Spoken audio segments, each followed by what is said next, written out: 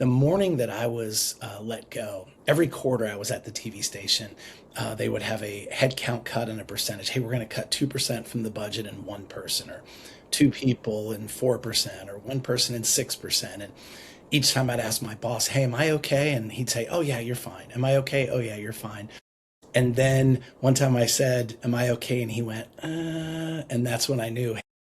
That was on a Thursday. Monday morning, I had a meeting with a group of Roanoke leaders called the Creative Connectors. It was Richard Florida's placemaking group, and they had been Richard Florida's group had been brought into Roanoke, and we were going around the room, and my friend Betsy Whitney, who I had known at the time and still know very well, was standing right next to me.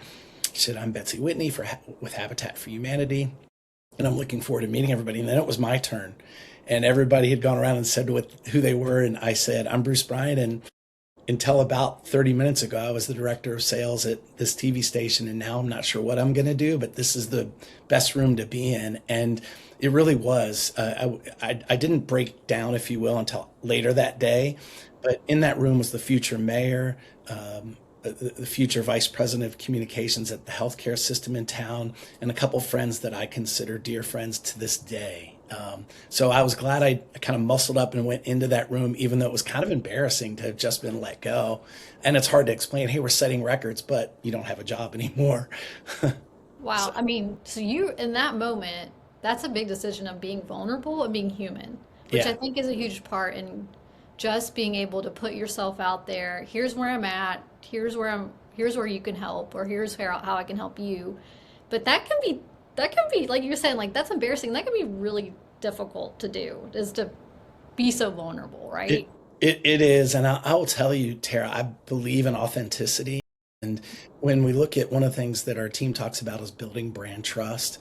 And I think you're familiar, you were mentioning about where we are right now. We work with a major regional financial institution called Ridgeview Bank, and it's taken off and it's going great. And they've got 3 locations in a couple of years, and they've really check marked every box that they had set out to do 4.5 years ago, and they're going forward.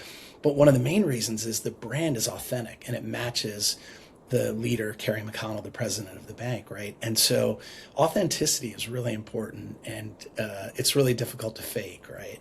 Oh, yeah.